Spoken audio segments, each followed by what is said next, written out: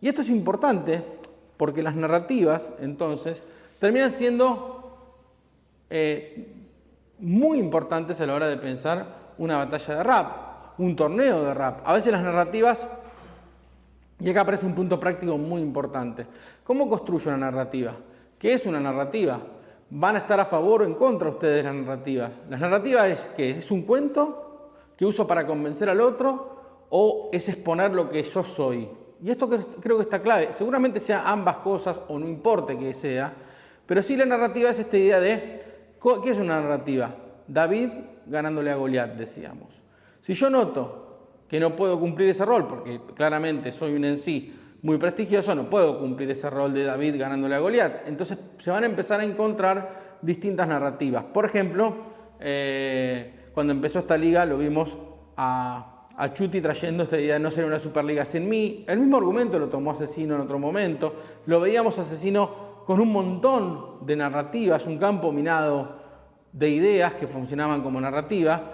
Y esto es importante porque acá nos conecta con otra tríada, que es la tríada argumental de Aristóteles, que es patos, etos y logos. Y esto es clave, una tercera herramienta, cuarta, perdón, que estamos trabajando, que es la idea de el etos, el patos y el logos. Interesante, no son simétricas del todo, pero hay cierta simetría en estas tres entidades. Esto es un concepto de Aristóteles, que ustedes saben es un filósofo que un poco terminó concentrando todo el saber de la antigüedad y en casi todos los saberes. Y obviamente el de retórica era cómo convencer, el arte de convencer, el arte de hablar en público. Y fíjense que lo que él decía es que el etos era construir en el discurso la garantía o la confianza de que habla.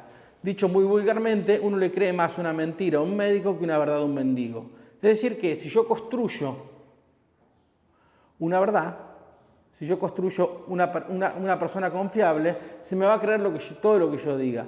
Entonces vemos en estas narrativas todo el tiempo los en sí intentan construir su personaje, su quién habla, su garantía de verdad, ¿no? Y tratan de atacar al etos del otro. Vos me vas a venir a hablar a mí, si vos, y ahí tratan de atacar al etos. El patos, y acá lo conectamos, el etos obviamente uno podría trabajarlo obviamente relacionado con el elitismo, que veníamos diciendo, el patos obviamente con el populismo. Tiene que ver con el tema de los sentimientos, que acá en Argentina y en el mundo fue todo muy trabajado por lo que fue Tata, ¿no? Cuando hablaba de hacer un gran freestyle con una nena en las manos. El patos es los sentimientos que se mueven. Uno puede perder, pero si uno mueve sentimientos potentes, obviamente el patos va a ser la garantía de que es importante a veces más sentir o los sentimientos que están en juego que los resultados. Obviamente, fíjense qué interesante. Ciertos en sí artísticos que no eran técnicos, que no podían de alguna manera tener ese nivel técnico, hablaban de la idea que no les importaba ganar. La paradoja es que decían que no les importaba ganar como narrativa para ganar. Interesante, ¿no? Esta idea de, obviamente lo que importaban era el sentimiento del freestyle, el conservar los valores. Y fíjense qué interesante cómo aparece esta idea de el patos. Y el último, el logos, tiene que ver obviamente con lo técnico, uno podría pensar. Sin embargo, la idea del logos es lo que se dice literalmente. Una técnica concreta del logos es marcar las contradicciones del otro y destruir al otro a partir de las contradicciones del otro o construir uno a partir de la coherencia de lo que digo, la idea de ese decir. Fíjense qué interesante esta tríada etos, patos, logos. Lo que de alguna manera marca es otra herramienta de construcción de narrativas. Las narrativas entonces suponen, más allá de esto, una última parte que serían las estructuras. Yo, por ejemplo, puedo tomar narrativas como la del ave fénix, esas son legendarias, ¿no? Y empezar a ver cómo a partir de lo que yo tengo le voy dando sentido, voy significando mi postura justamente para construir y para ir estableciendo una serie de cuestiones. Obviamente la idea de las narrativas muchas veces se lo confunde con el humo, con establecer criterios falsos. Sin embargo, yo creo que las narrativas no necesariamente tienen que ver con eso, a veces tienen que ver con maximizar lo que yo soy, con construir, con entrar. Obviamente hay un montón de herramientas, a los que les interesen pueden conectarse con la escuela de rap. Nosotros generalmente trabajamos una serie de cuadernillos que obviamente cuando uno habla de cuadernillos o cuando habla de la práctica, obviamente no es el secreto del mundo, sino que a freestylear o hacer freestyle se aprende haciendo freestyle. Lo que uno tiene es posiblemente toda una primera generación aprendió a hacer freestyle con una palabra, le dabas una palabra y esa técnica pava construyó todo un movimiento. Arquímedes decía, deme un punto fijo y mover el mundo. Bueno, fíjense cómo una técnica como la de las palabras, que te den una palabra, generó toda una técnica. Y uno puede empezar un montón de técnicas, para construir justamente este tipo de narrativas. Por ejemplo, no sé, elaborar un minuto haciéndome preguntas. Obviamente aparece una narrativa de monólogo interior y de hablar con uno mismo, y eso ya construye toda una idea tal vez trágica, toda una idea de comprensión, incomprensión, de crisis. Uno podría empezar otro tipo de narrativas como introducción, nudo y desenlace, y contar una historia propia, una historia de otro, e ir justamente encontrando esto que es clave, que es que en cada evento yo puedo ir construyendo distintas narrativas, y que las narrativas muchas veces se construyen a partir del país en que esté, el lugar que me toca en la serie, pero sí tal vez entender el papel que le toca a cada uno. Creo que un consejo interesante es pensar cómo muchos en sí, en un torneo son la revelación y luego no pueden cumplir otro rol cuando ya no son la revelación. Y que esto es importante entender de las narrativas. Por ejemplo, un campeón del mundo es campeón del mundo y tal vez el próximo año entra en un problema muy grande, que es que esa narrativa empieza a funcionar de otra manera. ¿Qué haces? Que esto es un poco algo clave, que fue la enfermedad del ego. Muchos en sí, desde la primera generación hasta el presente, se mueren por la enfermedad del ego. Y tiene que ver un poco con esto. Es decir, yo soy campeón del mundo, bajo una plaza y me gana cualquiera. Y no lo soporto. Entonces dejo de competir porque no soporto la presión de que no se me respete esto. Pero de alguna manera creo que están los valores que en el freestyle siempre se estableció esta idea de la igualdad, de cualquiera le puede ganar a cualquiera. Obviamente que con el correr de la historia ya es muy difícil ganarle a un en sí como asesino. Tuvo como 10 años de invicto, y tiene que ver con que justamente un tipo como asesino, un tipo como Chuti, de distintas maneras logran manejar todas estas variables que estamos marcando acá.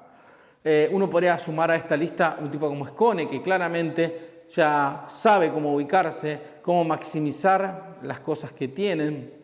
Y creo que esto es una diferencia importante entre Asesino y Chuti, es que Asesino pareciera ser un en sí más orgánico y Chuti un en sí mucho más técnico. Es decir, cuando uno ve a Chuti, el fundamento de Chuti es el técnico. Sin embargo, el de Asesino suele ser más variante, más cambiante, según el lugar en el cual se encuentren.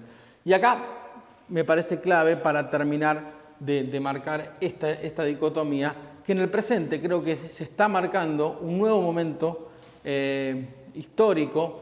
Yo creo que no es ni mejor ni peor, es un momento en el cual ha evolucionado mucho la técnica por FMS, por el deseo, por un montón de cuestiones que se fueron dando en la movida. De hecho, no solamente por el freestyle, sino que mucha gente se hizo millonario justamente por ir a una plaza. Hablemos del caso de Duki, de Liquila, de Tiago.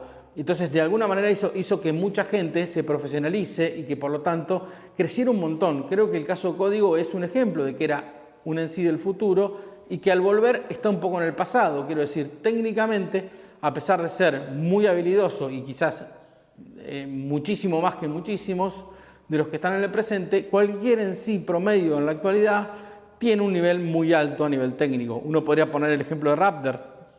Me parece muy interesante, aunque se lo cuestione por muchas cuestiones a Raptor.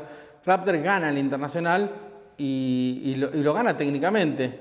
O sea, por ahí se le cuestionan un montón de cosas, pero lo gana con una técnica que es la técnica que tienen los mexicanos para hacer temáticas, que es muy interesante eso. Cuando uno piensa esa final con Skone, uno ve que utiliza la palabra en distintos contextos. Que esta técnica es muy de Asesino, de la primera FMS, que a él le tomaba la palabra vela, entonces decía vela del barco, vela del entierro, vela de los mocos, cada entrada era un contexto distinto. Y fíjense cómo ahí aparece la técnica y cómo una técnica de improvisación termina ganándose. Mucho en la actualidad lo vimos con Gasir. A Gasir lo veo siempre, se le nota mucho cómo entrena. Ahora en los últimos campeonatos está trabajando con símiles y se le notan mucho los símiles, las comparaciones que le permiten como ejemplificar y fundamentar lo que está diciendo. Dicho acá, termina sirviéndole mucho para lo que dice, para el logos, esta idea de encontrar símiles, comparaciones que le permitan rápidamente graficar lo que está diciendo.